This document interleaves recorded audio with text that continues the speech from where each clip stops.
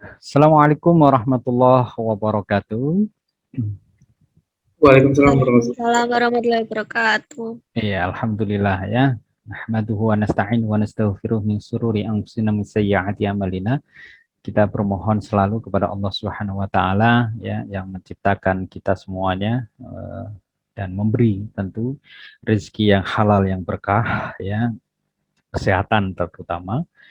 Semoga kepercayaan ya hidup ini kita bisa menjadi pribadi yang makin soleh, makin bersyukur dengan nikmat Allah, karena bagaimanapun kenikmatan ini yang tentu luar biasa, patut dan harus kita syukuri selalu.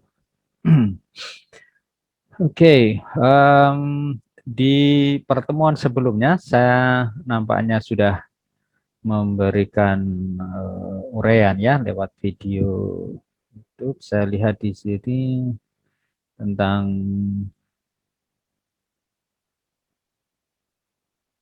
ya ya ibadah ya dan manusia yang saya susulkan kemarin. Tentu sebelumnya kita sudah membahas tentang tohara dan sholat 5 waktu. Oke. Lalu hari ini kita insya Allah akan membahas ya tentang sholat sunnah.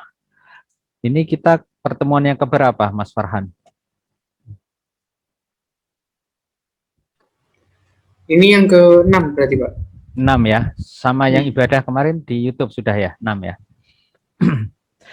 Oke, kan kemarin Pak Zain ngirim link itu kan yang ke-5 berarti. Linknya ke-5 dan sekarang ke-6 ya. Berarti masih kurang satu materi ya sebelum UTS ya. Iya, Pak. Nanti saya uploadkan untuk yang sholat Jum'ah, qashar sama jama' ya, insya Allah. Ujiannya kapan? Belum Kalau tahu. ujiannya belum tahu, Pak. Oh, belum Mungkin tahu ya. sekitar pertengahan April. Oh gitu. Oke. Baik. Ya nampaknya ada agak beragam ya teman-teman. Ada yang sudah UTS, ada yang belum. Tidak masalah. Kalau yang Fakultas Teknologi besok Teknik Sipil sudah besok Senin mulai juga di PGSD ya dan beberapa fakultas yang lain. FE mungkin sama dengan FAI pertengahan April. Nah, berarti insya Allah on schedule ya sebelum next meeting nanti saya uploadkan ya untuk materi yang sholat Jum'ah, jamak dan qashar ya. Baik, untuk ini biar kita maksimal, insya Allah nanti we can discuss until maybe 5 ya o'clock. Tapi nanti kalau kita butuhkan waktu lebih, tidak masalah ya, kita nanti tambahkan untuk kita mudah-mudahan efektif. Baik, ada beberapa sholat ya yang lalu kita bisa bahas dan ini menjadi penting. Di dalam kesempatan ini kita bagi dua, bagaimana tentang sholat sunnahnya dan lalu bagaimana tentang fadilahnya, hikmahnya. Sehingga teman-teman sekalian, kita tidak hanya termotivasi untuk menjalankan itu karena benar menjalankannya, tetapi juga we know well ya about the function, ya, the advantages, fungsi-fungsi dan keberuntungan ya iming-iming lah gitu. Jadi Allah itu maha kasih dan Allah itu maha ya penyayang sehingga bentuk-bentuk kasih sayangnya itu diwujudkan kalau kita mampu dengan taat yang lebih besar maka Allah juga akan memberikan reward apresiasi yang lebih juga gitu ya. Baik. Nah, teman-teman sekalian, di bagian yang pertama kita akan membahas tentang sholat sunnah ya sholat sunnah. Sholat sunnah ini beragam ya nanti banyak sekali. Tentu teman-teman sudah menjalankan, tapi mari lalu kita lihat secara lebih detail. Kita tingkatkan nih pemahaman dan refleksi kita terhadap sholat sunnah. Jangan-jangan sementara ini kita berhenti di wilayah teori ya dan belum mampu secara fungsional ya istiqomah konsis menjalankan di dalam keseharian kita. Terutama sholat pertama adalah misalnya sholat sunnah itu di sholat rawatib ya. Sholat rawatib itu ada yang boleh memberikan uraian Kira-kira sholat rawatib apa saja? Zuhur ada berapa rakaat? Qobliyah dan ba'diyah ada berapa rakaat? Ya, 4. 4. 4 sebelum dan 4 sesudah. Enggak, Pak. 2 sebelum dan 2 sesudah. 2 sebelum dan 2 sesudah. Iya. Oke. Apa demikian? Atau jangan-jangan 4 sebelum dan 4 sesudah?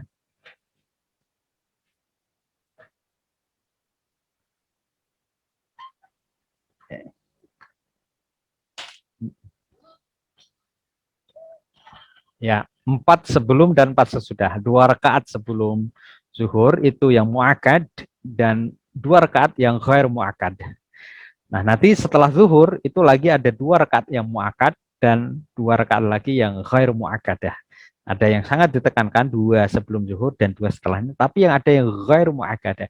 Jadi kalau dijumlah ya zuhur itu, kita ini sholat zuhur menjadi 4 tambah 4 tambah 4 12 12 rakaat gitu.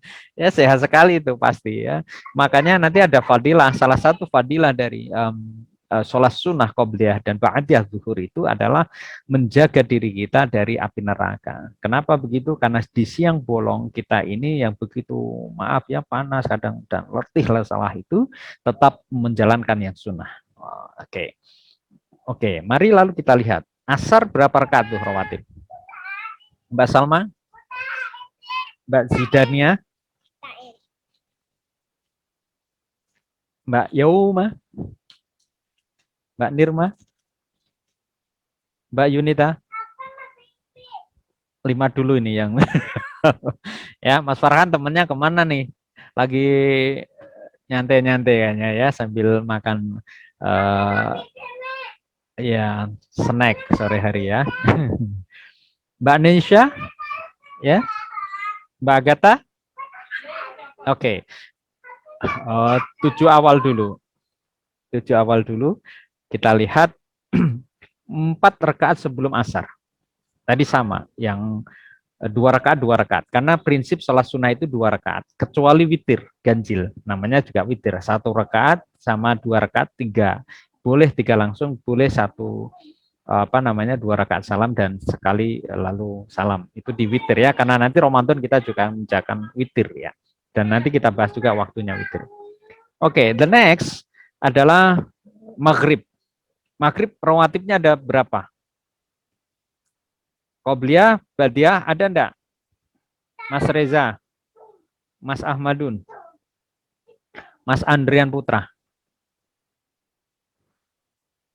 Halo Mas Andrian. Mbak. Ya, maghrib ada qobliyahnya enggak? Nggak tahu, Pak. Nggak tahu dan enggak pernah menjalankan, Pak, karena saya juga nggak tahu, Pak. Mas Ahmadun, kita lihat nih. Ya. Fotonya sepompok. Setahu saya, Pak.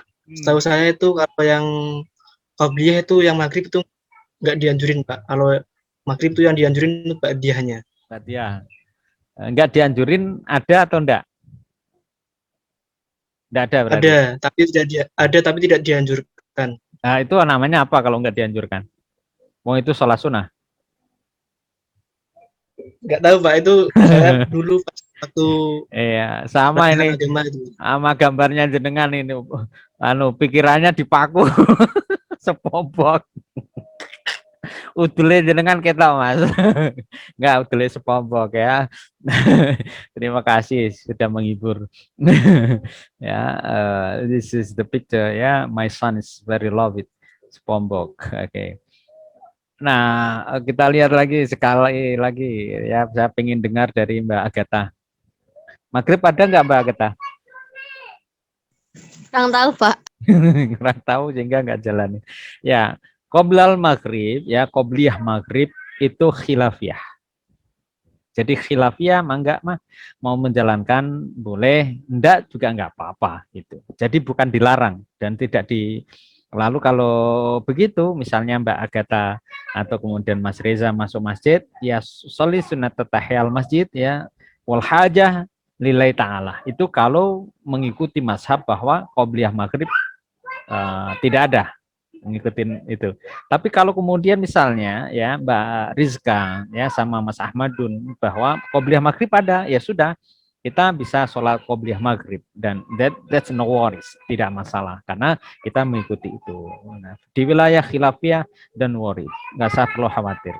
Ya, nah Ba'diyah maghrib tentu masyhur ya, ada. Qobliyah isya ada, ghairu muakkadah, dan Ba'diyah isya ada ya muakkadah.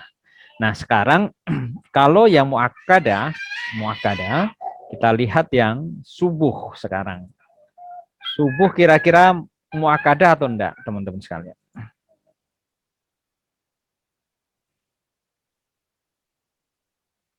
Oke, ada yang istiqomah sebelum duhur, sebelum subuh? Ada? Oke, kita lihat ya. Kita lihat di sini saya sharekan aja. Salah satu hadis Rasulullah yang sangat masyhur bahwa 2 rakaat ya rakaat fajar, sholat sunnah sebelum subuh itu lebih baik dari khairum minad dunya wa ma fihi. Jadi hadis yang diuraikan oleh Imam Muslim ini bahwa rakaatain fajr yakni qabla subhi khairum minad dunya wa ma fihi. Dia lebih utama tuh. Maka sampai kemudian di sini digambarkan oleh Rasulullah sholat berjamaah bahkan subuh itu andekan tahu fadilah dan keutamaannya seperti Mas Farhan saya dan lainnya itu bisa ngesot tuh ke masjid untuk berjamaah sholat subuh ya. Yang paling tidak dijaga adalah sholat jamaahnya. Jadi tidak ada sholat sunnah yang lebih diperhatikan oleh Rasulullah selain sholat sunnah subuh.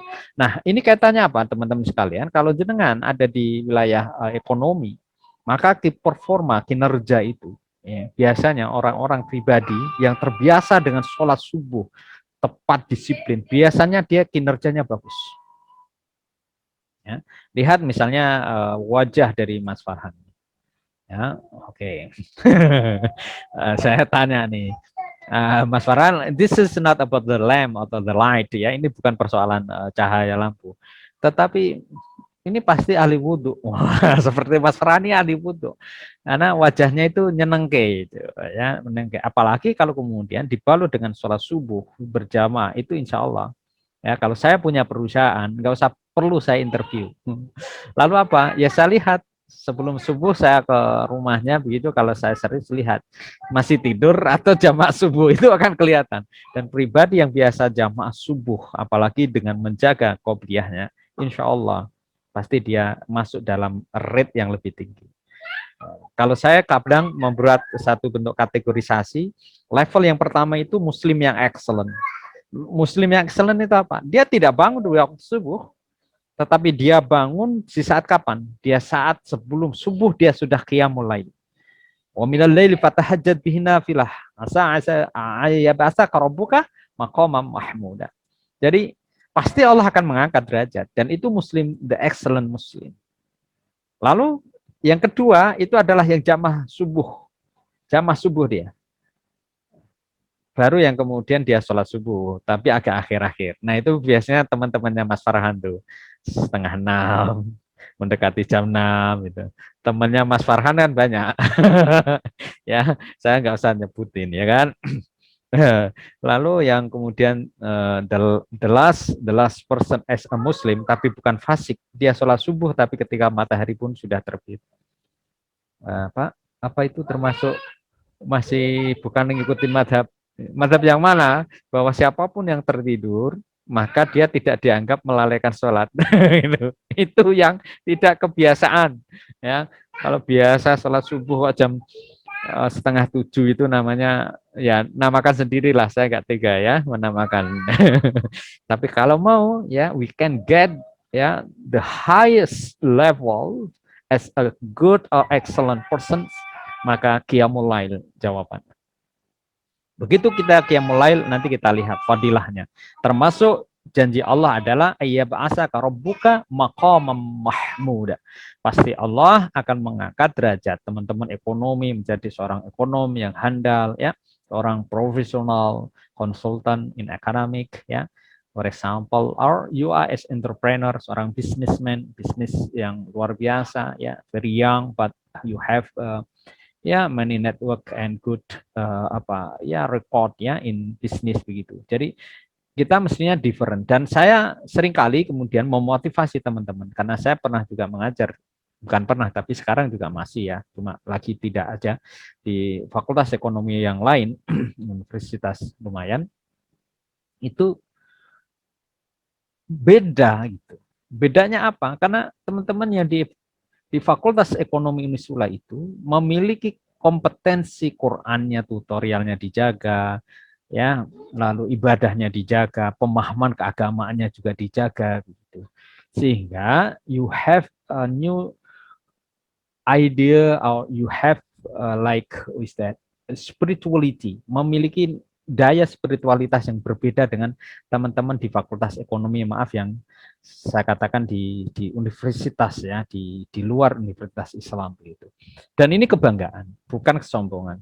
Jadi teman-teman mesti memiliki self confident. You have more on yourself that you are different and your differentiate is better, ya. Itu lebih bagus dari mahasiswa fakultas ekonomi di universitas yang lain begitu ya. Okay, that's the first point. I would like to continue our discussion. Kita kembali lagi ke slide yang awal, kembali ke yang solah ini ya. Saya sharingkan. Nah, nih rawatib. Jadi teman-teman bisa lihat nih munfarid. Nah, ini saya tekankan sejak awal. We are in pandemic era. Kita ini ada di pandemi COVID-19. Berkaitan dengan sholat di sini ada sholat mana ini? Tarawih. Nah, sholat id, sholat tarawih. Ini usahakan hati-hati. Saya ingin mengatakan gini. Kalau kemudian sholat Jum'ah saja, nanti saya bahas next meeting, ya Mas Farhan dan teman-teman. Kalau sholat Jum'ah saja di masa pandemi ini, sebagaimana kemudian difatwakan MUI, ya Anda kita ini boleh tidak Jumatan. Ya nanti boleh ditanyakan dengan lain sebagainya. Tetapi kita fokus saja dulu di sholat sunnah tarawih dan id ini. Karena apa? Karena di situ hukumnya sunnah, lalu menghadirkan kerumunan. Sedangkan yang sholat Jum'ah saja itu tidak diwajibkan pada masa pandemi. Di masa pandemi, ya. Jadi highlight-nya adalah di masa pandemi. Kenapa? Karena hifdzun nafas, menjaga diri keselamatan dari pandemi itu lebih diutamakan daripada sholat Jum'ah yang bisa diganti dengan sholat Jum'ah di rumah. Tentu jumlah jamaahnya berbeda atau kemudian diganti dengan sholat zuhur. Karena sesungguhnya sholat Jum'ah itu beriringan pengganti dari sholat Jum'ah ya, beriringan sebagai pengganti sholat zuhur. Pak, kalau Mas Farhan misalnya nanya dikit, kok bisa sholat Jum'ah menggantikan zuhur gitu? Sholat Jum'ah kan ada 2 rakaat, khutbahnya ada 2. Sholat zuhur ada 4 rakaat. Oke. Sekarang saya tanya misalnya, Mas Andrian, Mas Ahmadun, sama Mas Farhan, in example, you go to Jakarta. Anda berangkat ke Jakarta hari besok ya, pagi Jumat. Lalu sampai di Jakarta itu sore lah atau siang jam 2 dari Semarang jam 8. Karena sekarang kan sekitar 6-7 jam ya sampai Jakarta. Anda musafir, masafatul qasri 82 km. Kira-kira Mas Farhan tetap sholat Jumatan atau enggak? Besok. Kenapa?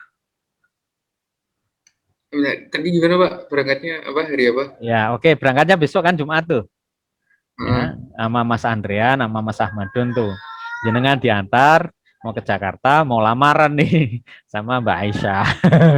Ya di Ciputat lah sana begitu. Besok berangkat tuh jam 9, 10, 11, 12, 1, 2, 3, jam 4 nanti sampai di Ciputat jam 4 sore. Jadi Anda sama teman-teman Mas Farhan itu melewati itu sholat Jumatan sama sholat asar. Kira-kira tetap di perjalanan sholat Jumatan atau enggak? dan lalu asarnya bagaimana? Mungkin kalau ketemu ada masjid di waktu sholat Jumat bisa sholat Jumat dulu Pak. Tapi kalau nggak ada langsung nanti sama asar sama duhur. Kalau ketemu, kalau misalnya lagi azan ditungguin 45 menit. Ya nggak apa-apa. Kenapa? Gak apa-apa ya, udah kebiasaan aja sih Pak. Soalnya kalau keluar kota, kalau saya pribadi ya, itu biasanya kalau ada masjid di waktu sholat Jumat, waktunya sholat Jumat, ya kita berhenti sholat Jumat dulu. Kalau nggak ada? Tapi kalau memang urgent dan harus cepat-cepat sampai sana ya, nanti sholatnya di jamak takhir. Artinya sholat Jumatan enggak? Enggak, iya, artinya enggak sholat Jumatan kan? Kenapa?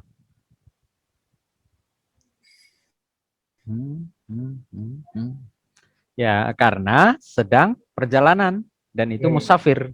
Maka musafir boleh tidak Jumatan.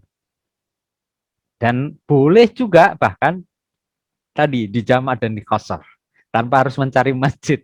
Apalagi kalau kemudian dari mulai ya Semarang sampai kemudian ke Jakarta sana mulus itu tol ya kan, lempeng banget ya. Oke. Artinya apa? Bahwa in case ya tidak di dalam kondisi pandemi saja kita itu boleh untuk tidak sholat Jumatan, termasuk nanti saya jelaskan di next meeting itu tentang kondisi apa saja yang tidak boleh Jumatan. Nah, apalagi itu kita di dalam sholat yang sunnah, tarawih sama Idul Adha, Idul Fitri ini.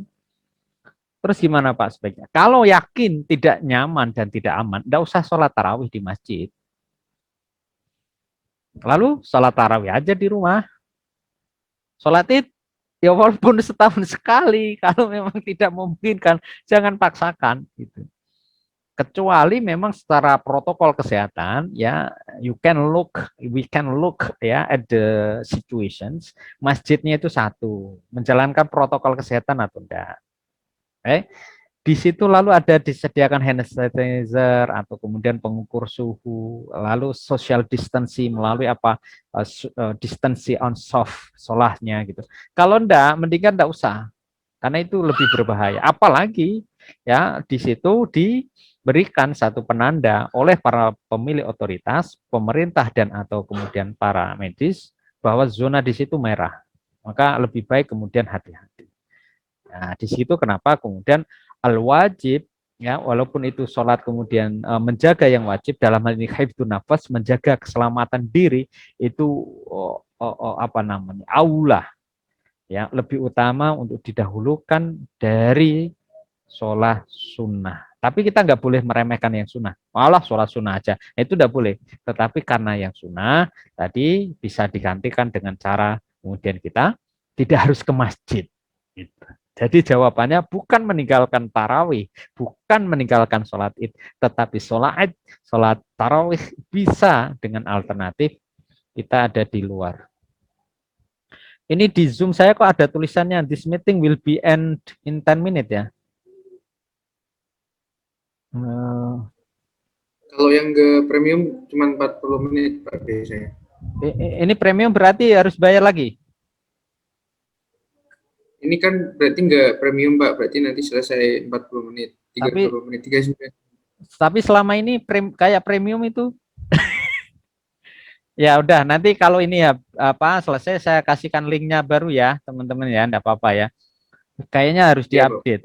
Tapi seingat saya kita ikut paket yang di universitas boleh lama. Tapi ini kok baru kali ini aja. Tapi saya mohon izin nanti kalau 10 menit mati saya langsung buatkan link sebentar kalau belum ini ya untuk kasus ini. Nah besok lagi kita bisa lebih efektif enggak apa-apa. Ini update kalau saya update harus membayar. I don't know. Oke, nanti kita fleksibel aja. Nanti saya kirimkan Mas Farhan ya kalau. Good, kita lanjutkan. Sholat gerhana juga demikian ya. Di sini kita bisa melihat sholat tahiyat masjid ya, sholat duha, tahajud, witir, istikharah, tasbih, taubah. Kita lihat satu persatu ke bawah.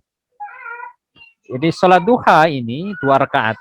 Teman-teman selama ini berapa rakaat?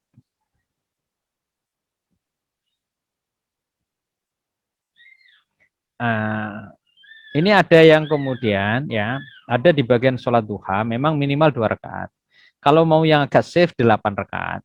Jadi ada di dalam salah satu hadis dijelaskan siapa yang sholat duha 2 rakaat itu hanya absen. Laisa minal ghafilin. Tidak dianggap sebagai orang yang lupa. Lalu minat ta'at. Minat ta'in. Orang-orang yang taat itu 4 rakaat. Minal faizin itu 6. Jadi kalau teman-teman ekonom ya mau lebih faizin beruntung, maka minimal 6 rakaat tuh. Kalau saya gimana ditanya? Saya biasanya 6 rakaat di rumah, 6 rakaat di kampus. Jadi 12. Waman sholatul duha ya isna asyara 12 rakaat di hadis ini ya. Banallahu baitan fil jannah. Maka Allah akan membangunkan surga di surga, istana di surga. Dan ini yang kemudian saya motivasikan kepada teman-teman sekalian, kalau mau kemudian ya mau membangun rumah dengan lebih mudah, ya maka cicillah dengan sholat duha. Kira-kira begitu. Ya Rob, engkau bangunkan kami istana di surga, tapi tolong juga ya bangunkan kami istana di dunia ini. Kira-kira begitu. Supaya kalaupun teman-teman nanti KPR atau KPR syariah dan lain sebagainya, cicilannya itu juga mudah. Kira-kira begitulah tipsnya ya untuk sholat duha. Nah, saya biasanya di dalam kondisi tadi itu begitu. Jadi 2 rakaat atau kalau kemudian mau enak di sholat duha itu, bahkan di sholat duha itu ada salah satu hadis dijelaskan siapa yang kemudian dia sholat subuh berjamaah, setelah itu apa diikuti dengan dia punya zikir atau menghidupkan dia sampai kemudian dia sholat duha, kira-kira kalau sekarang subuh 4:30, lalu sholat duha bisa dimulai sekitar jam 6:04 ya. Maka Allah memberikan ganjaran bagi dia seperti pahalanya orang yang haji umroh secara sempurna. Nah, hitungan matematis saya, teman-teman sekalian, seperti Mbak Nesha, ya, Mbak Shalma, dan lainnya termasuk Mas Farhan, ketika kita setiap hari itu, everyday kita sholat duha yang nyambung dari sholat subuh, lalu kita beraktivitas nulis dan lain sebagainya, sampai kemudian kita sambungkan sholat duha, maka sehari itu kita seakan sudah seperti haji umroh. Ya kita ambil aja 30 juta.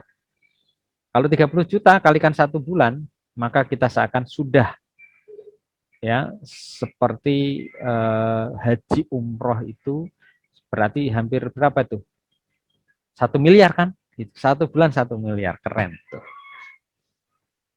Itu kok nggak diambil, ya, nggak diambil. Itu hitung-hitungan akhirat tuh, yang bisa kita ambil di dunia. Maka ya kalau bisa usahakanlah di dunia ini, lalu kita bisa maksimalkan untuk itu. Ya, baik. Kita lanjutkan lagi, masih ada sekitar 6 menit ya. Nanti mati ya.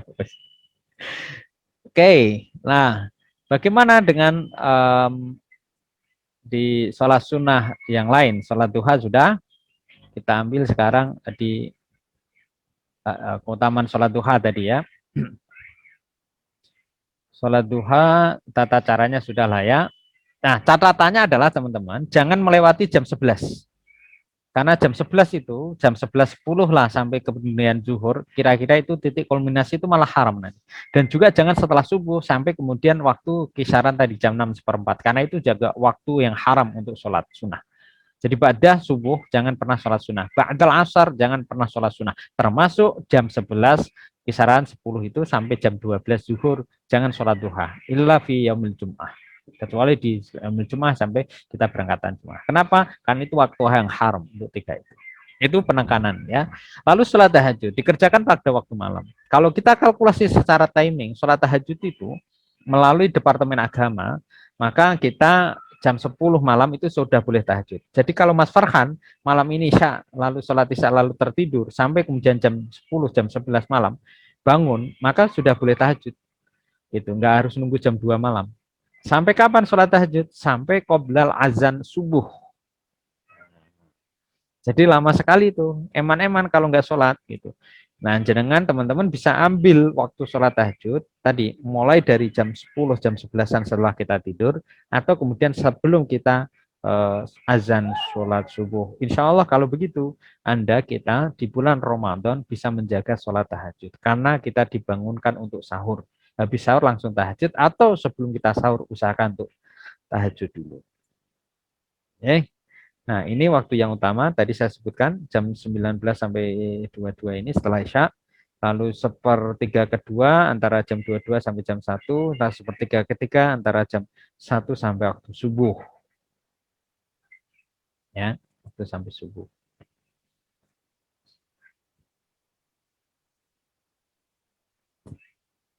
Ini fadilahnya tuh, Mbak Riza Kurnia baru masuk. Oke. Dan pada sebagian malam tahajud sudah tidaklah orang yang membiasakan sholat malam kecuali Allah akan menulis. Jadi ini tipnya Mas Farhan nih. Setiap malam saya pasti tahajud, Pak. Loh kok bisa? Bisa. Karena saya tiap malam sebelum tidur pasti niat tahajud. Lalu saya tertidur sehingga subuh. Dan berdasarkan hadis dari Aisyah, bahwa orang yang kemudian tertidur tapi udah niat tuh tahajud, faghalabat ainahu, bahasa Rasulullah itu, redaksi hadisnya, falau kajri, ya, maka baginya itu ya dia sudah salat tahajud, ya. Keren kan? Itu salah satu tip tiap malam tahajud walaupun tertidur, ya. Parah. Ya, parah itu. Ya, parahnya baiklah ya. Nah, itu kan karena niat. Nah, termasuk sholat tasbih, ya. Sholat tasbih bisa dijalankan sedemikian rupa, ya, karena di dalamnya dibacakan 300 tasbih, ya, 300 tasbih. Ada beberapa sholat yang lain, sholat taubat, ya, lalu sholat tarawih tadi saya sudah singgungkan, mau 8 mau 20 terserah lah ya, sama sholat witir, ya, al witru yuhibbu witra, ya, fa inna witral Quran ahli. Ya, di Allah itu suka yang witir, ya, yang ganjil, ya. Ya, termasuk 2 gerhana itu. Baik, di jam saya masih ada 1 menit, Mas Farhan. Saya tawarkan habis ini saya buatkan langsung linknya atau langsung ditutup.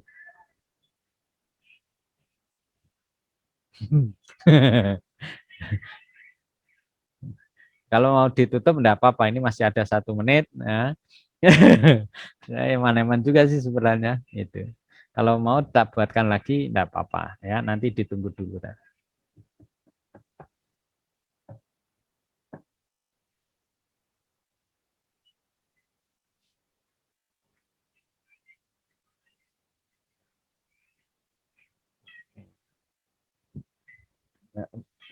Ternyata harus diupdate premium. Saya baru ini, selama ini hampir 1 tahun tidak ada masalah. Nanti coba saya konsultasikan. Tapi kayaknya sudah diperbincangkan di tingkatan keprodian. Ini sudah mau habis, Mas Farhan. Nanti saya sambungkan lagi atau langsung ditutup. Ya sampai jam 5 nggak apa-apa, Pak. Oke, saya inikan lagi ya. Tapi ditunggu dulu ya. Nanti saya kirimkan link share-nya ya ke Mas Farhan ya. Ya. Oke.